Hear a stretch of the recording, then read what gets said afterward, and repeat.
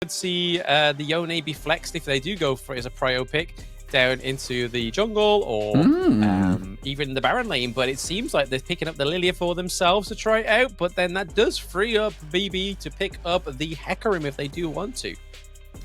Interesting. So instead of prioritizing that Hecarim, they take away the Lilia this time around, realizing that maybe that is the strong pick at the moment in this meta. And we've seen already Lilia 2 games in a row now do an incredible job. It does leave the Yeunes up and available, which does get taken straight away as an insta-lock. Again, a champion that both Shio can play in the Baron lane, also Kiss can play in the mid lane as well. Champion is super flexible.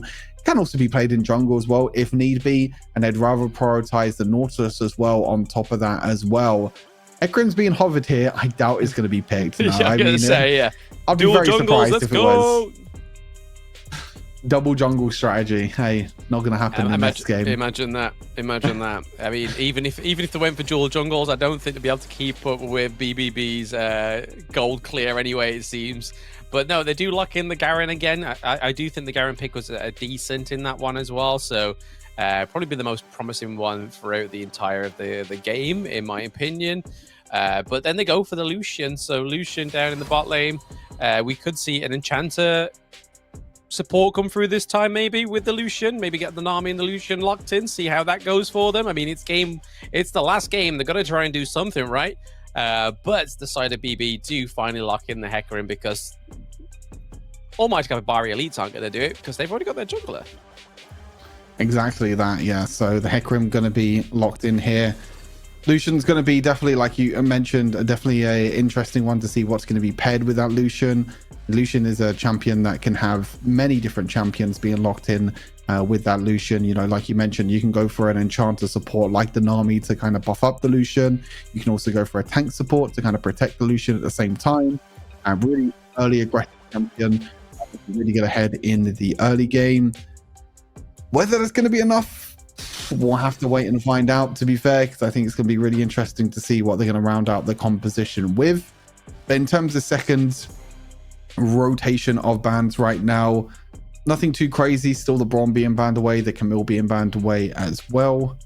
As we'll wait and see how this composition and how these teams are round out in this second pick phase.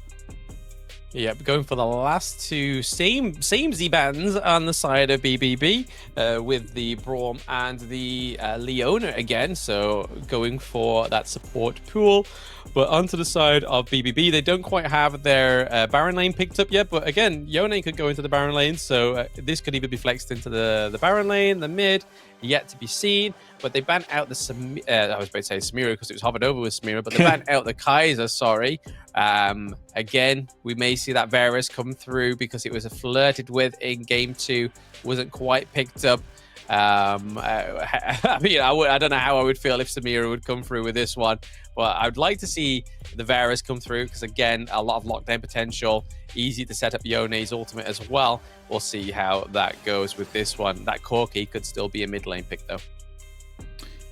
Yeah, they're leaving flexibility up until last. They're leaving these flex picks all the way until last. You know, the Yeunes can be flexed, the Corki can be flexed as well.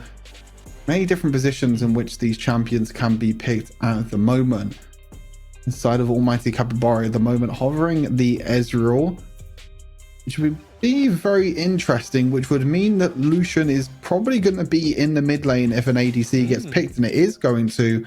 It's going to be Varus down in the bot lane, Lucian in the mid lane this time around. A lot of AD damage, but you're allowed to do that thanks to this Lilia pick, bringing the AP damage source to the team. Now we'll have to wait and see what the support pick is. Ashe is being hovered. I doubt it's going to be Ashe. Yeah, something like an Alistar makes total sense. Now we really get to see where these picks are going here for the side of BBB. Yeah, I think Stu was waiting for that int Ashe pick there on the side of Almighty Capybara elites, thinking, you know what?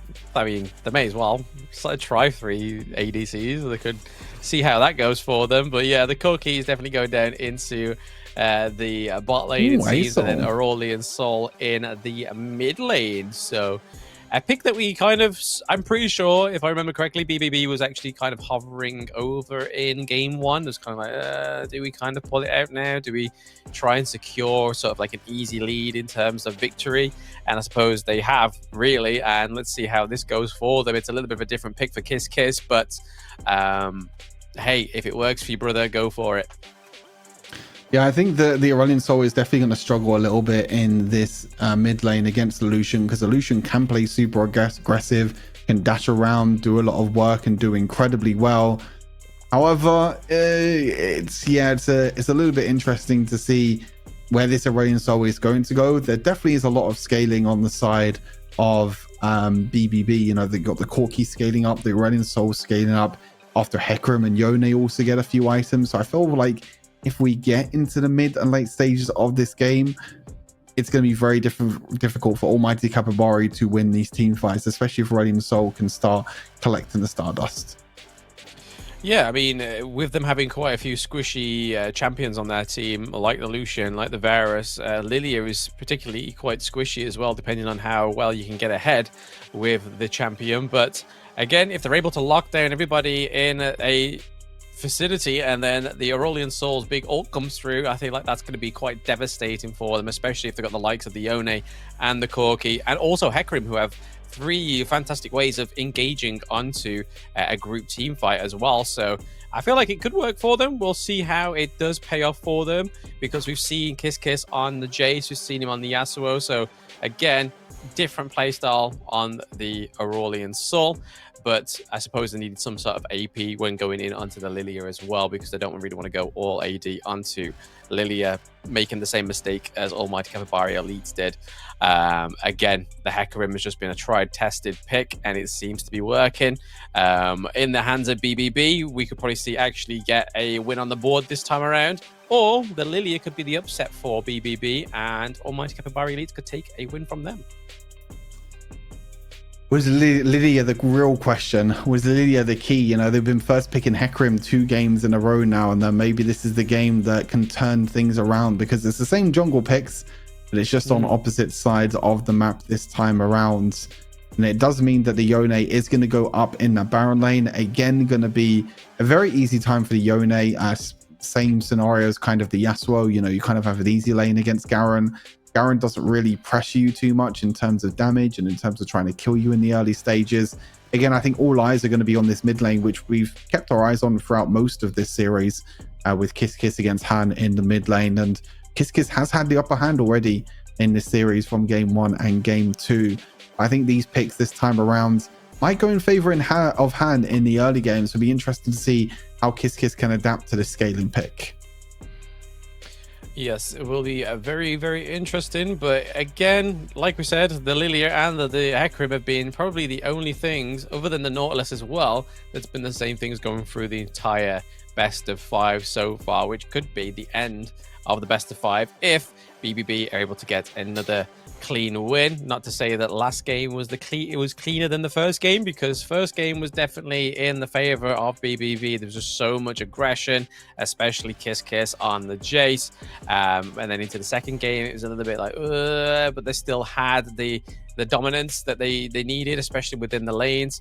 And then this time around it's going to be seeing if the Hecarim can beat Shin on the Lilia there. So I think it's just a battle of the titans, it seems, in that jungle. But the Garen played very well last game on the side of Almighty Capybara Elites, paired with... So if you've got the Garen going in with the engage, you've got Lucian and Varus, hoping that nobody can catch them out like the Yone or the Hecarim, because obviously, as we've seen throughout the entire of the series, the Hecarim being able to just pull you out of your safe zone, like we saw in that mid lane brawl with the Fear, is just a absolute massive thing for this champion to have within its kit. So again, we'll see how it goes in game 3, which could be the last one between BB and Almighty Capybara Elites. Do you reckon it is, Stu? Do you reckon there's going to be a glimpse of hope here for Almighty Capybara? Oh, yeah. I don't see a way at the moment, in my opinion, for Almighty Capybaras to come back in. You know, I think they've had their opportunities already in the first 2 games. They've had their moments in the first 2 games as well, where they can actually, you know, make a difference, and they were actual ways in which they can kind of come out on top. But unfortunately, they just haven't taken the opportunities of being able to, I guess, capitalize on the mistakes of BBB. And it just seems like in the long run, BBB have just been able to play around these fights so well. Yeah, they definitely have been taking the team fights in their favor. Like you say, coordinating the team fights and using them to their strengths is definitely one of their team strengths on BBBus. BBB. BBBus. I don't know why I changed it up there. I clearly felt a little bit like, oh, let's try and make something different with my life right now because we've been going on for quite some time. But yeah, BBB have definitely been winning these team fights. But sometimes the Aces have been really good with these 1v1s, like we just saw in the minimap on the Baron lane, is that Garen managed to get the one up there on Serenity in the Baron lane. So fair play to Almighty Capybara Elites getting that first blood in game 3. But there's a bit of assault there going on again in the Dragon lane. We missed the other kill, and it was Corki onto the Varus. So across the map trade, 1v1 between BBB and ACS. Really surprising, as I mentioned, and I didn't really think that there would be too much of kill pressure in this Baron lane, but hey, I guess I was wrong. Garen taking the first blood there onto Jeunes is such a big difference to the first 2 games so far. Being able to get that first blood means that you can get an advantage now in that top lane and get a little bit of a gold lead as well. You can see that the plated steel caps already completed in this mid lane, so you can actually start to play a bit more aggressive now if you are Garen. But the trade kill, as you mentioned, being traded in the bot lane instead. So Corki now getting a little bit ahead as well of the tempo, which you don't really want for a Corki, because as soon as he finishes this man immune, it might be really, really difficult to try and come back. So far, it looks like all this pressure is happening in the Baron lane at the moment.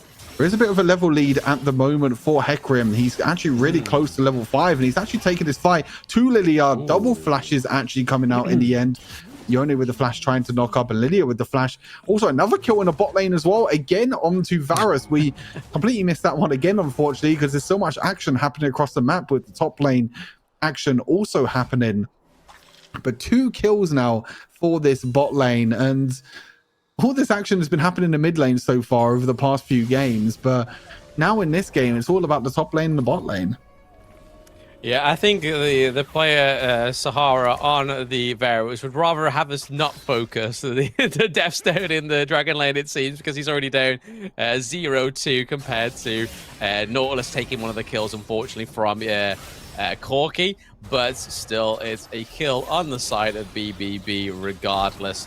The wave clear from ASOL proving itself to be very effective there in the mid lane. So Kiss playing an AP champion compared to the 2 AD champions we've been playing for the past 2 games. So it's going to be a bit of a switch up for him, but he seems to be handling it well against the Lucian. Obviously, Lucian can scale quite well in the game as well. So I think it's just all about sort of trying to minimize that peak performance from the Lucian here, but still getting a bit of a tip for tat going on in the mid lane. Not as much actions as these side lanes are giving off right now. I feel like the spotlight should be on either the Dragon lane or the Baron lane. The spotlights are definitely there at the moment as Olivia's looking to try and engage in this bot side. The ultimate from Varus completely whiffs in the end. Nautilus has to flash over the wall, but he'll totally be fine with that. No Varus ulti means that maybe they can look for maybe another 2v2 kill here in the bot lane. As Alistar, you're on vision there, buddy. You need to be extremely careful. The poke damage comes through as well and nearly kills away the Alistar. I don't think the Alistar realized that he was sitting on the ward that entire time. Now the Hecarim can come, and oh no, Alistar's gone back to base, has left Varus all by himself, and oh no, it looks like an absolute disaster here for the side of Almighty Capybara. The Lilia's now also alone as well. Hecarim's on full HP. He can just run down the Lilia. It's going to try and go back around, though. It's probably going to survive as well, which is really, really smart. Alistar actually flashing forward, trying to kill the Corki, but in the end, the trade goes in favor of BBB. A really nice calculated tower dive for them. Yeah, some really bully gameplay going on that turret. So again, did I expect anything different from BBB? Probably not, because they've been playing like that for the past Oh, two top games lane. as well. Yep, top lane. It didn't quite go in the favor of Serenity, however. Still waiting to peep that kill from the Garen after taking the first blood to the chin. BBB did into the Baron lane, but both the Dragon are up now. So Ice Drake and the Rift Herald. And we noticed that BBB like to go for the Dragon early, so we can try and get the Drake Soul as well throughout the entire game, as they managed to successfully get it in game 1. Not quite so much in game 2, because they did give over the first Dragon to Almighty Capybara Elite. But Jeunes was trying to stop that Rift Herald acquisition there. Unfortunately, it does go over to the side of Almighty Capybara Elite. Where they're going to drop it, who knows? Are they going to store it for a little while? We shall see now. Yeah, it looks like they're going to stall it for now. They're not actually going to drop it straight away. And I think that's all because BBB are pushing in this mid lane and actually doing extremely well at stopping the pressure from this Lilia to try and take the first tower of the game. As soon as they took that dragon, they just went straight towards the mid lane, because they realized that every single time a team takes that Rift Herald, they're looking to try and take the first tower of the game in that mid lane and open up the map for the rest of their team. Nothing's coming of it at the moment. The Lilia's just gone back to farming for now. Now the Lilia looks to try and come into the mid lane. Maybe now she will drop it in that mid. I'm not too sure if it will do enough damage, though. There's a lot of damage coming in onto your Aurelion Soul here. And will it be enough to actually kill the Lucian? It's not going to be. The Lucian actually doesn't get the kill onto Aurelion Soul, but Aurelion Soul's basically on 1 HP. Yeah, there's no escaping this time, buddy, unfortunately. He tried his best, but he is going to go down in the end. Even used the flash as well to try and escape, but didn't in the end. But meanwhile, there's a fight happening in mid lane. The Nautilus also stays alive on 1 HP. Lilia tried to flash forward. Actually gets the kill onto Hecarim instead. And the Garen is still here. Meanwhile, this whole time, Jeunes is pushing up into the bot lane, shut down onto the Corki. Unfortunately, goes on to the Alistar. As I said, meanwhile, this whole time, Jeunes is just getting 3 tower platings in this Baron lane, and more gold is going into this Baron lane's hands.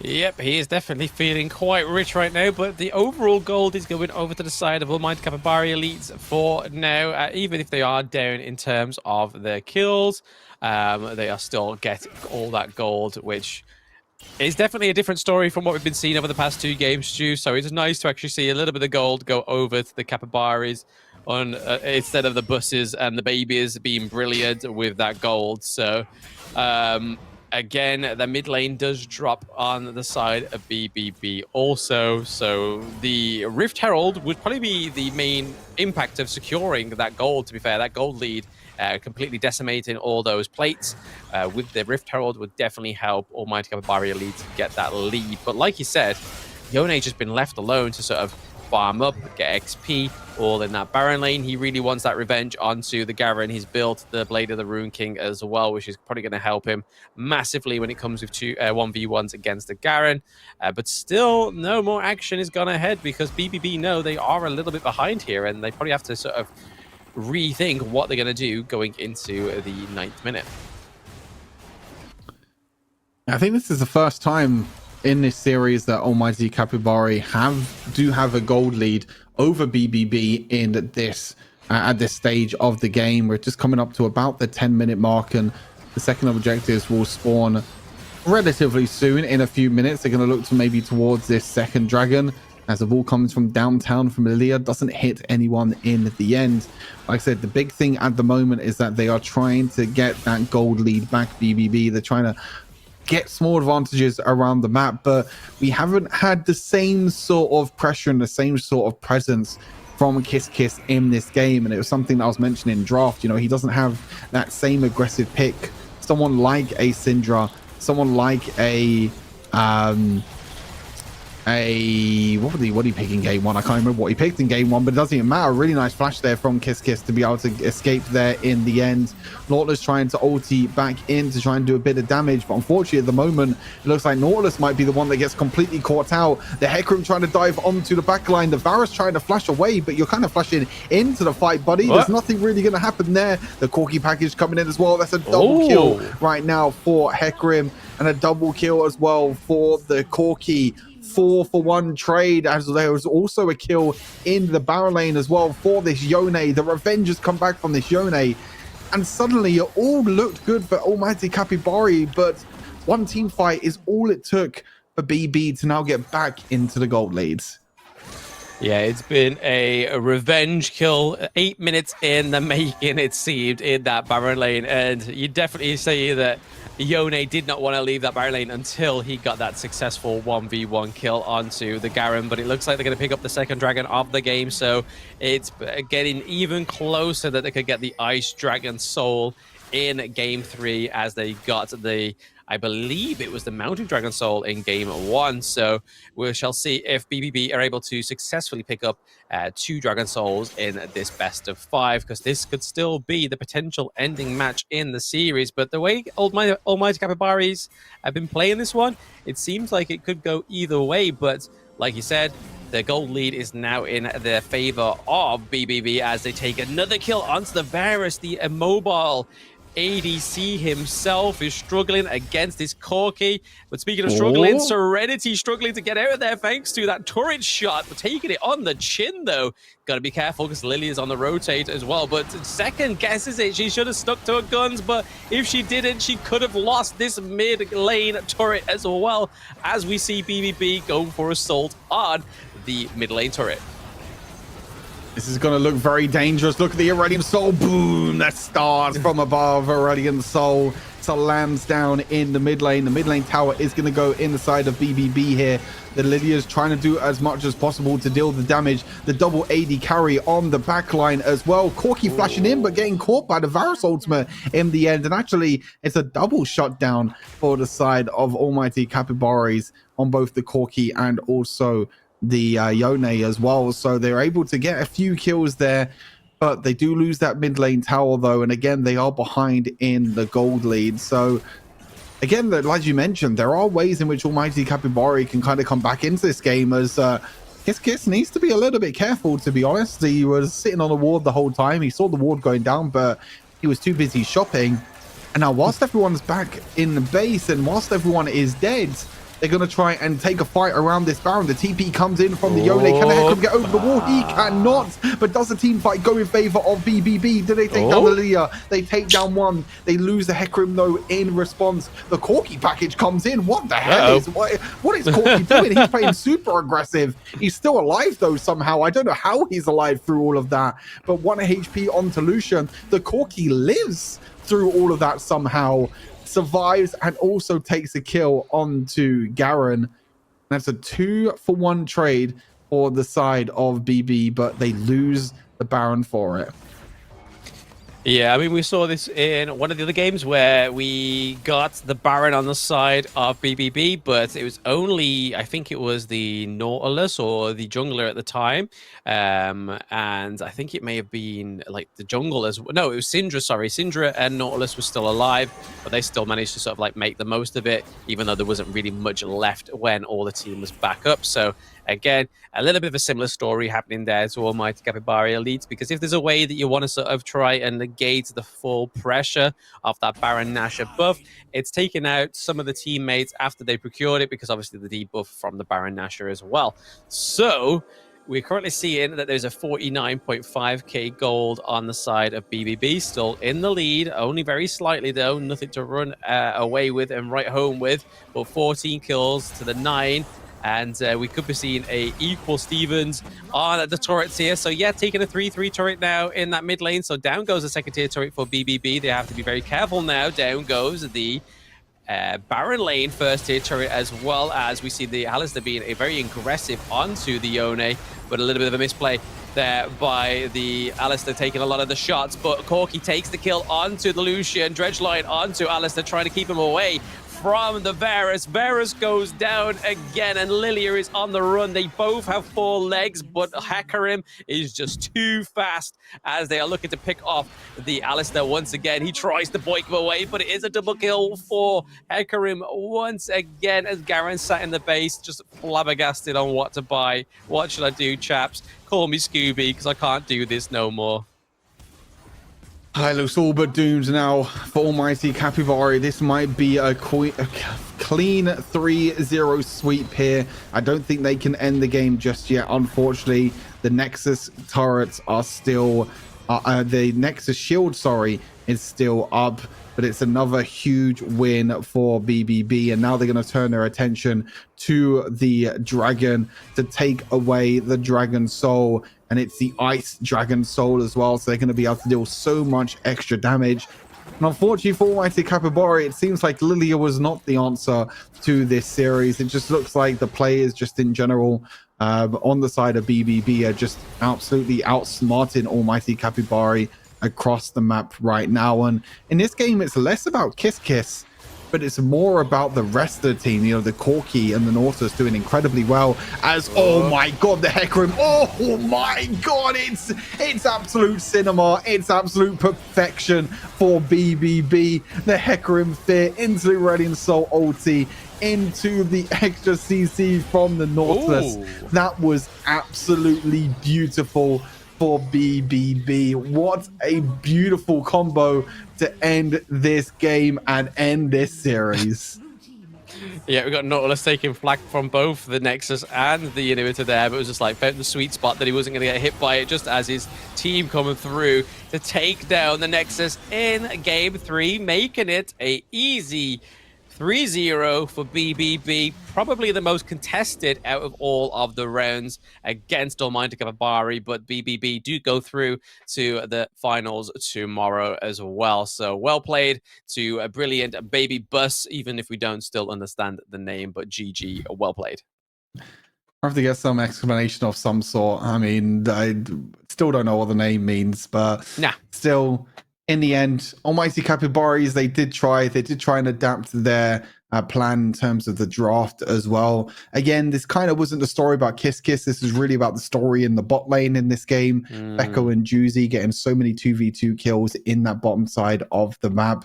And Lilia wasn't really the difference maker in the end. It was more just a jungle difference in general. It wasn't nothing to do with the champions or anything like that. It was more to do with how strong